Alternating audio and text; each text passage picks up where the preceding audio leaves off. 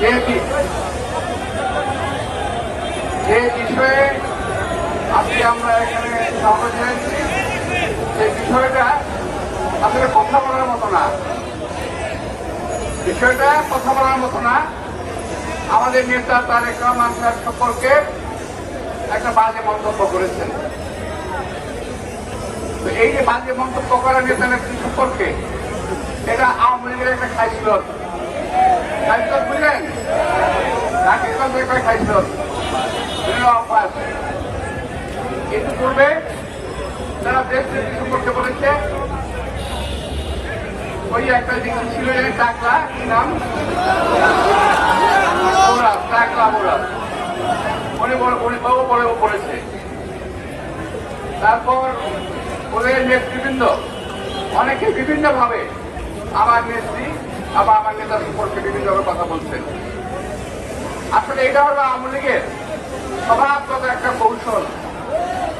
আওয়ামী লীগের স্বভাবগত একটা কৌশল, অর্থাৎ যখন বাংলাদেশের মানুষ বিদ্যুৎ পাচ্ছে না, পানি পাচ্ছে না, দ্রব্যমূল্যের ঊর্ধ্বগতি, বন্যায় দেশ ডুবে যাচ্ছে, ওই সময় দেশের মানুষের দৃষ্টি অন্যদিকে ফিরানো দেওয়ার জন্য একটা কথা বলে দিল, যাতে আমরা ওই দিকে নজর দিয়ে দিই। বাংলাদেশের মানুষ এত বোকা না, আমরা সব বুঝি। এই সমস্ত হাবিজাবি কথা বলে আমাদের জনগণের দৃষ্টি অন্যদিকে ফেরানো যাবে না।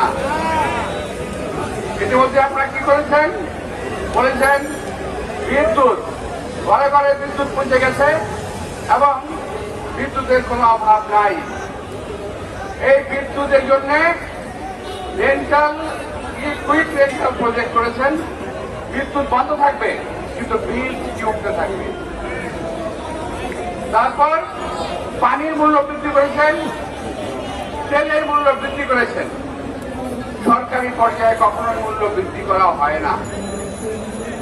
বেসরকারি পর্যায়ে ব্যবসায়ীরা কাছাকাছি করে মূল্য বৃদ্ধি করে। কিন্তু আজকে আমার দেশের এই সরকার নিজেরাই তেলের মূল্য বৃদ্ধি করলো, আরেকটা জিনিস বৃদ্ধি করলো আজকে কয়েকদিনের মধ্যে, গ্যাসের মূল্য বৃদ্ধি করলো, সরকারিভাবে সমস্ত কিছুর মূল্য বৃদ্ধি করছে। এই সমস্ত বিষয় থেকে মানুষের দৃষ্টি ঘোরানোর জন্য তারা কথাবার্তা বলছে। সিএসি এক কথা বলে, রাম তলোয়ার লাঠির করে কথা বলেন। আবার কাদের সাহেব বলেন বিএনপি নির্বাচনে আর চিকিৎসা হয়ে যায় না। সিএসি বলেন বিএনপি ছাড়া নির্বাচন হবে না। সিএসিকে আমার যদিও আমরা নির্বাচন নিয়ে সিএসিকে মাথা ব্যথা নাই, তবু একটা মানুষ তো একটা কথা বলেছে বিএনপি ছাড়া নির্বাচন হবে না। একেবারে সঠিক কথা বলেছেন। আমি মনে করি অনুরোধ জানাবো আমাদের এই মিটিং এ এসে একটা বক্তব্য কথা বলেন বিএনপি ছাড়া নির্বাচন হবে না। বিএনপি ছাড়া নির্বাচন হবে না। দেশের মানুষ বোঝে, আওয়ামী লীগ বোঝে, সিইসি বোঝে, কিন্তু এই সরকার বোঝে না। তারা সরকার জানে নির্বাচনের কোনো প্রয়োজন নাই, নির্বাচন ছাড়াই তারা আবারও ক্ষমতায় আসবে। প্রিয় ভাইরা, এই সরকার আর এই দেশের মানুষ চায় না। এই দেশের মানুষ এই সরকার চায় না। আমরা যথাসময়ে আমাদেরকে পানিতে ডুবিয়ে মারা হচ্ছে, যথাসময়ে আবার তিস্তার ব্যারেজ খুলে দেওয়া হচ্ছে, আবার তিস্তার ব্যারেজ বন্ধ করে দেওয়া হচ্ছে। আমরা একবার পানিতে ডুবে মরি, আরেকবার কি বলে খরায় ওই ডুবে মরি।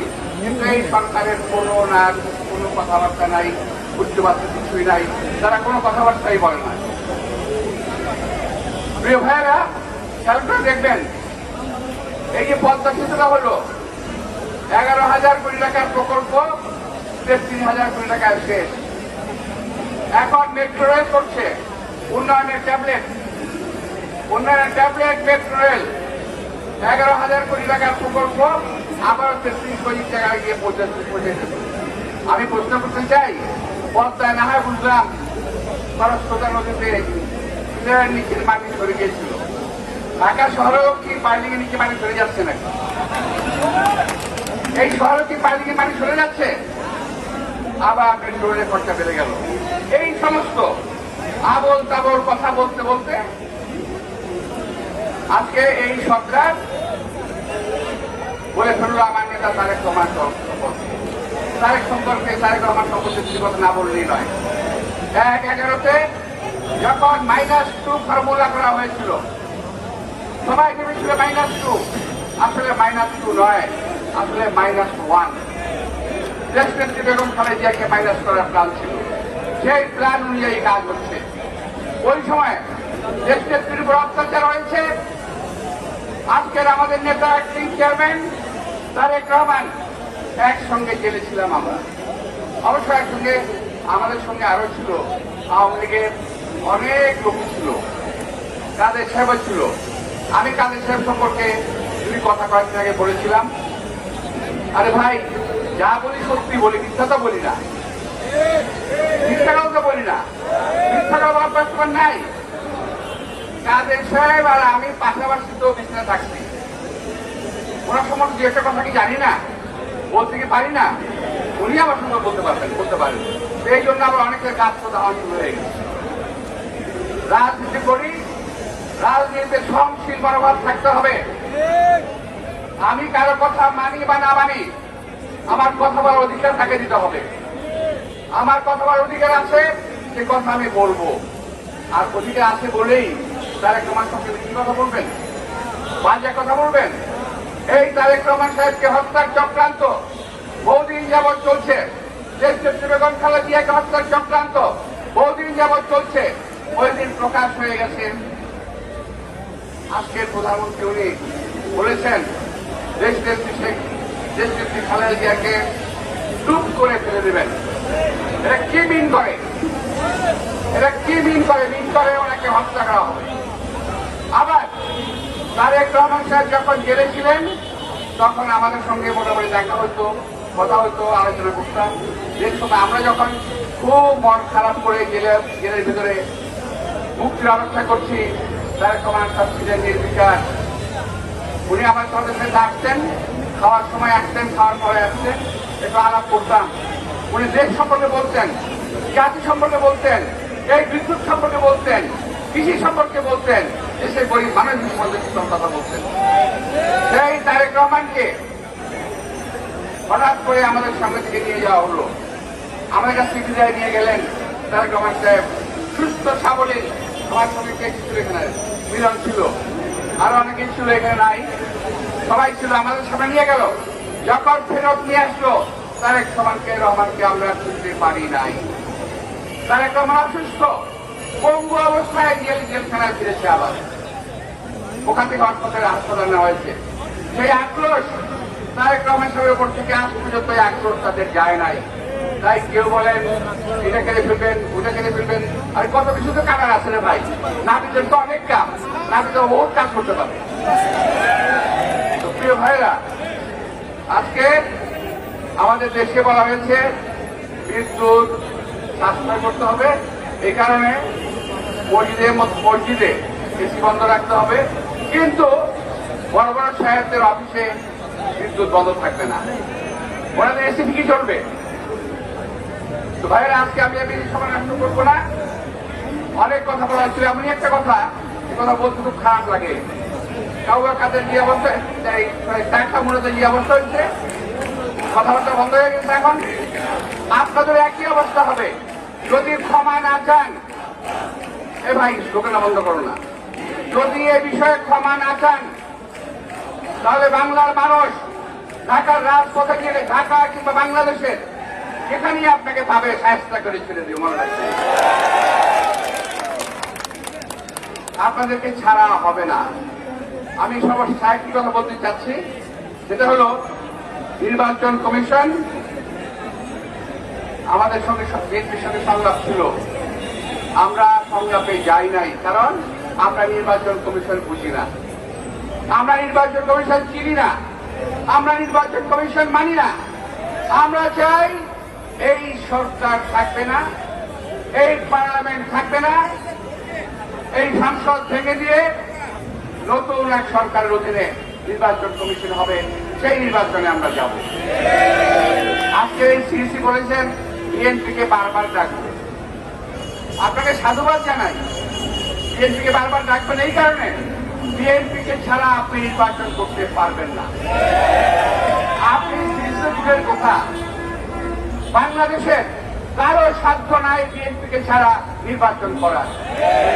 যারা নির্বাচন যাওয়ার চেষ্টা করবে ভেতরে কিংবা বাইরে, দেশে কিংবা বিদেশে, তাদের কোথাও ছাড় দেওয়া হবে না।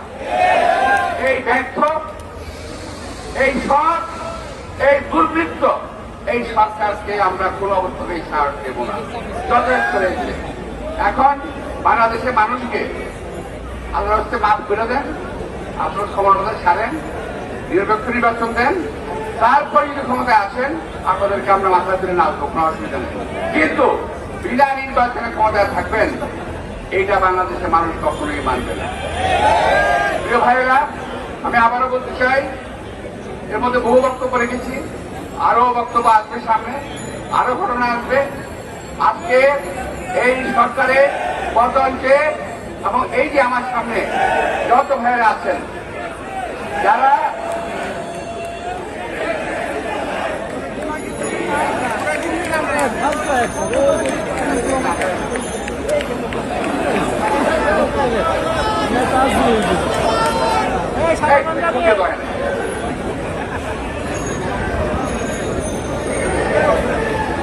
প্রিয় ভাইয়েরা, শেষ সময় আমরা শেষ অবস্থায় চলে আসছি, শেষ বক্তব্যের শেষ পর্যায়ে। তো আমরা যেটা বলছিলাম যে আমরা ওই তারেক রহমানকে গালি দেন, বকা দেন, দিতে থাকেন, মুখ আপনার চামড়ার মুক্ত বলতে থাকেন, কিন্তু জনগণ কিন্তু ছাড়বে না সময় পেলে। এই কথা মনে রাখবেন, সুযোগ পেলে কোনোদিন জনগণ আপনাদের ছাড়বে না। পালিয়ে পালিয়ে কথা বলেন, এই সমস্ত কথা বলে উপরে উঠতে চান, নাম ভুলে চান, নাম ভুলতে গেলে কিন্তু মাথা মারা যাবে, কিন্তু এটি চিন্তা করে না। যাই হোক, আজকে আপনাদের আর সময় নষ্ট করবো না। আপনার সবাইকে আন্তরিক শুভেচ্ছা এবং ধন্যবাদ জানিয়ে আগামী দিনে নিরাপত্তা নিয়ে আজকে আমাদের ঢাকা শহরে যে আন্দোলনের জোয়ার রয়েছে, সেই আন্দোলনের মাধ্যমে এই সরকারের পতন ঘটিয়ে ইনশাল্লাহ নিরাপত্ত নির্বাচনের জন্য আমরা প্রস্তুতি নিচ্ছি। সবাইকে ধন্যবাদ। খোদা হাফেজ। বাংলাদেশ জিন্দাবাদ।